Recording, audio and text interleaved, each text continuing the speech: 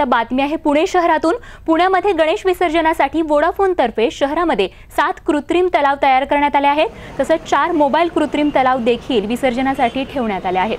आतापर्यंत 1800 पेक्षा जास्त मूर्तींचं विसर्जन या कृत्रिम तलावांमध्ये करण्यात आलंय। तर पुणे महानगरपालिका आणि राष्ट्रीय केमिकल लॅबोरेटरी यांच्याबरोबर वोडाफोन हा उपक्रम राबवत आहे। तर NCL तर्फे मूर्तींचं रसायनाने विघटन करून खत निर्मिती केली जाणार आहे। तर निसर्ग संवर्धनासाठी पुण्यामध्ये हा अनोखा उपक्रम गेल्या काही वर्षांपासून राबवला जातो, ज्याला यावर्षी देखील मोठा प्रतिसाद गणेश भक्तांनी दिला आहे। इको फ्रेंडली एक पॉइंट त्यांनी बनवलेला आहे। त्याच्यात विसर्जन केल्यानंतर गणपतीच्या मूर्ती पासून नंतर खत तयार होतं। NCLच्या माध्यमातून हा उपक्रम ते चालवत आहेत।